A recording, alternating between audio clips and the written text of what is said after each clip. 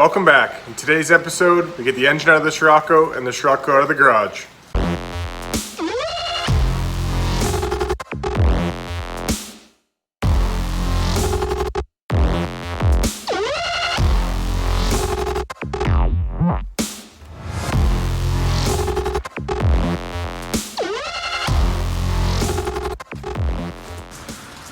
Well, it's raining outside today, so let's let it focus there. It's pouring rain, so what better day than to start working on getting this car out of the shop. So first things first, let's get this motor out, pull out the transmission, kind of do some final gutting of what else I want to keep on the car. We'll throw some suspension back in and then put some wheels on it and roll it outside.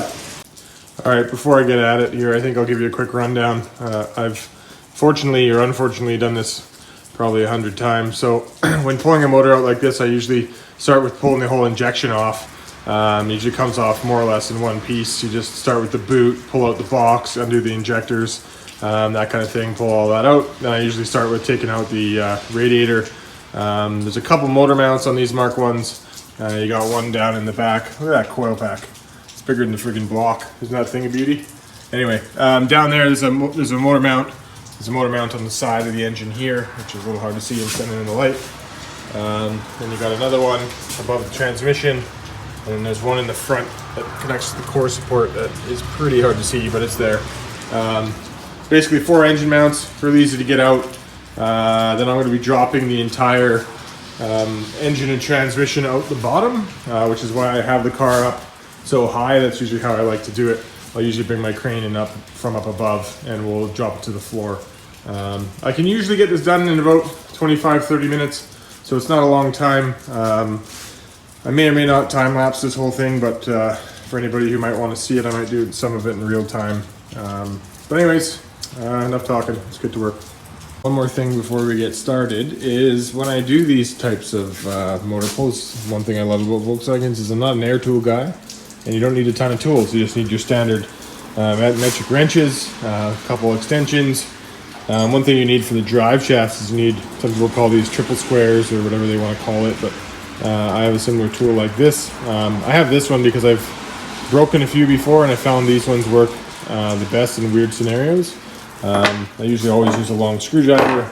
At some point I'm sure we'll pull out the hammer, and I use that for zipping off some of the quick bolts. But not a lot needed here. One other thing I forgot to mention is we do need to undo the drive shafts underneath, as well as the header down there too. And it will all fall out the bottom. All right, let's get at it.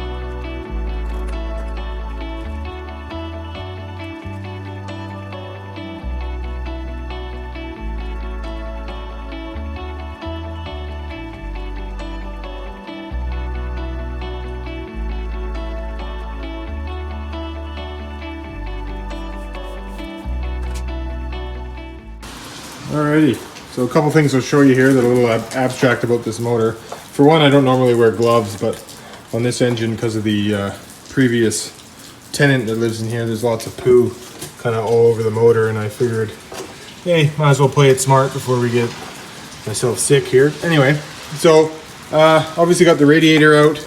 I took out the air box and fuel system. The one thing that is unique about this motor a little bit, one of the things is it's got a Euro oil cooler built into it. So I'm going to pull all that out separately, keep that separate. It's even got the whole rig up that bolts right to the engine. So it's a pretty cool, neat setup. I'll keep that. Also has some strange distributor. I've never really seen this style, and maybe it's off of a different car or something. It's got a longer snout on that distributor, and the cap with the weird sideways down coil wires. I'm not really sure, plug wires. I'm not really sure where that's from, but anyway, I'll be taking that off, and it does have this big Excel coil, which I'm not a big fan of. I also don't normally cut my radiator hoses, but this engine's so tired that it did need to get cut. All these, sorry, my lighting screwed up there. All the heads at the ends are all wrecked, so I'm gonna have to take these off, but I'll do that when the engine is completely out. Obviously there's a lot of cleanup to do on this motor, but I got about half of the work done already, so let's keep going and let's get this thing out.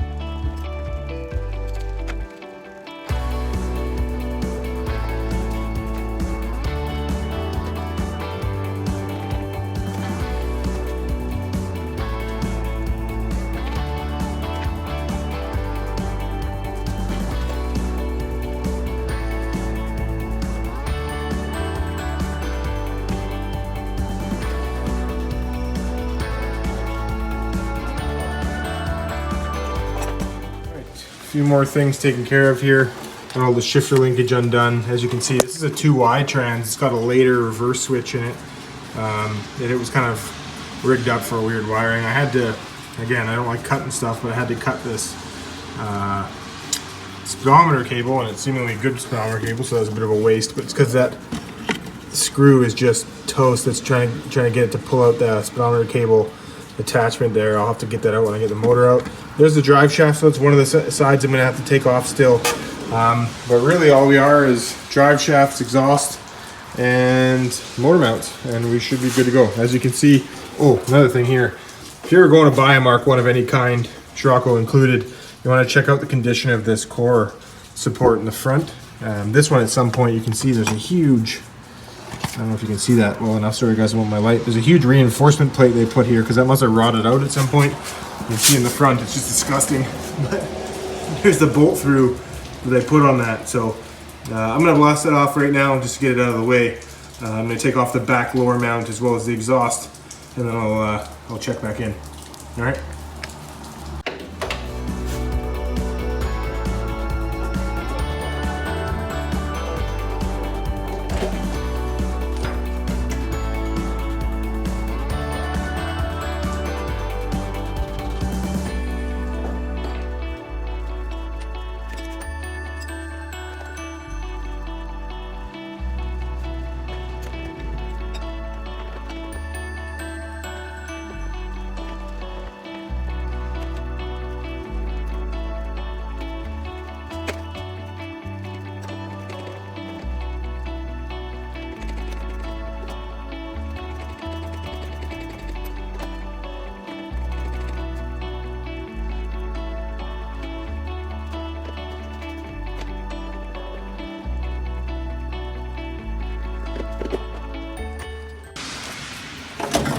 Well, that was definitely the example of a it's not pretty but it works scenario. So you can see here, oh god, this light, just 1 sec. You can see here where the motor mount bolts in, there's those big ready rods, and it goes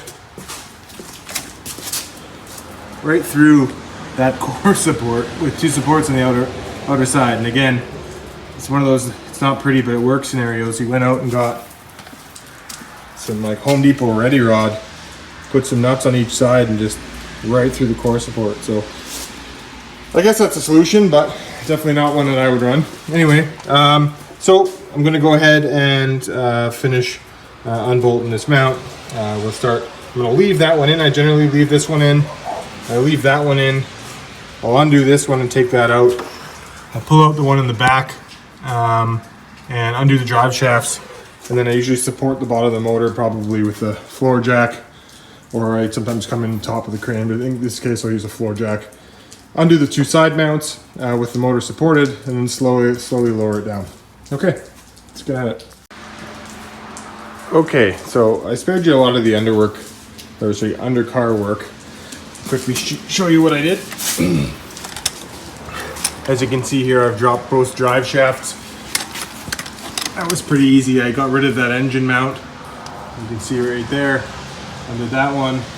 Undid the back of the exhaust there. Drive shaft's obviously undone. All the shift linkage.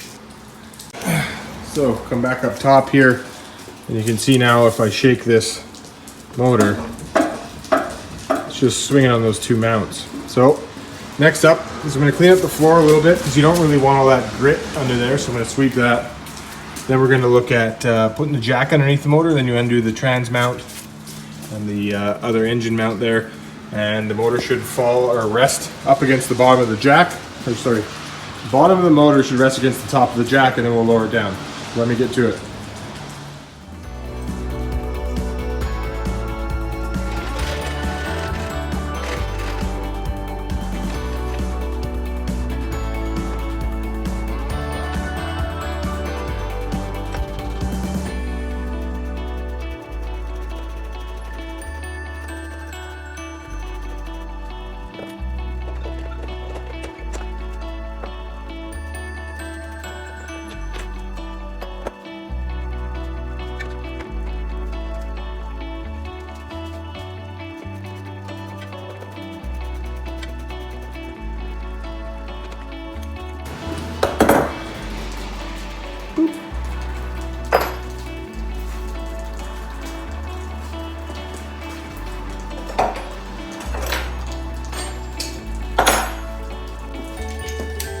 I see now I forgot one bolt, the ground strap. Never forget that one, it's on the transmission.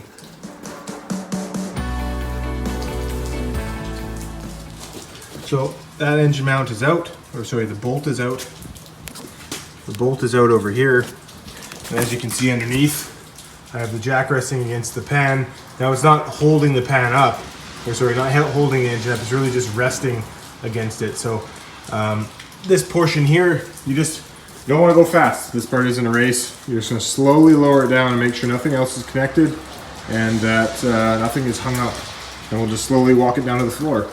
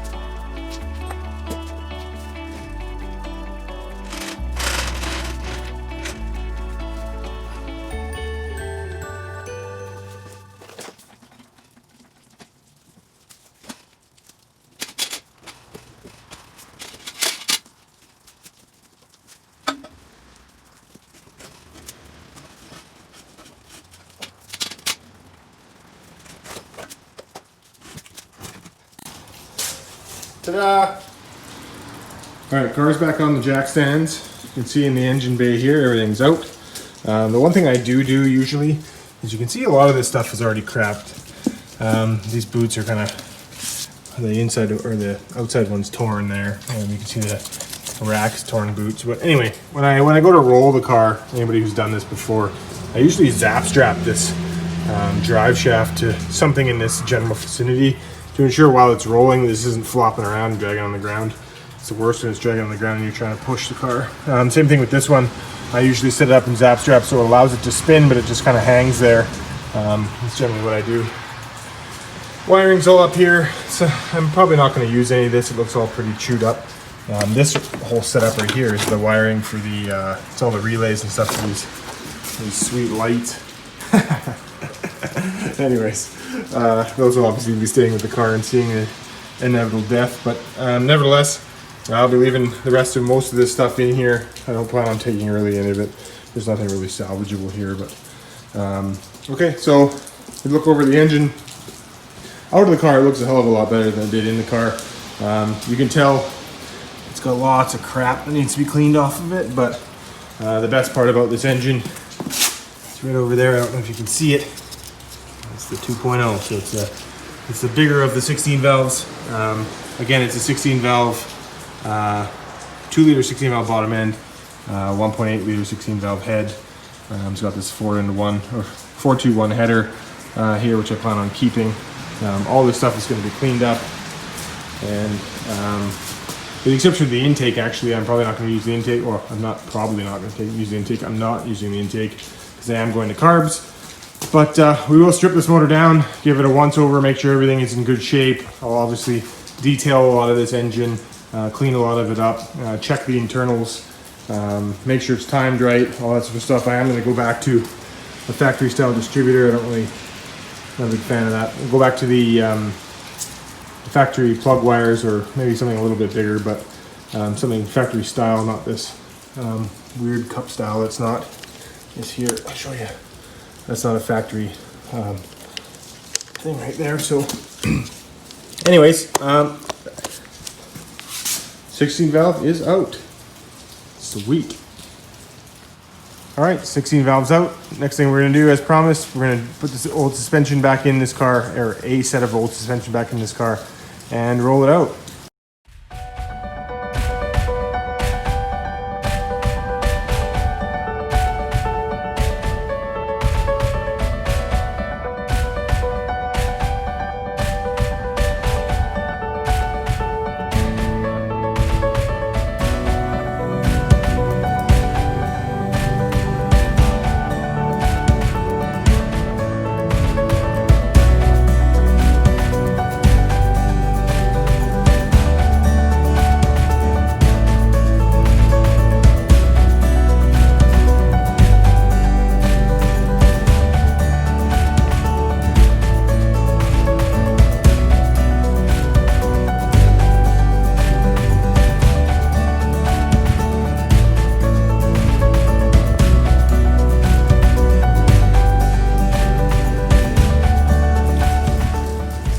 Okay, she's stripped.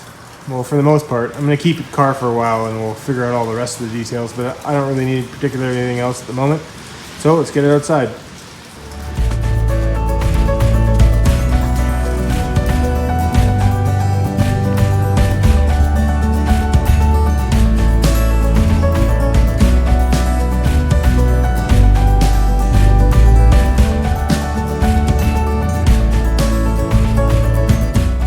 Alright guys, that's it for this week. We got the engine out of the SCIROCCO, SCIROCCO's out of the garage.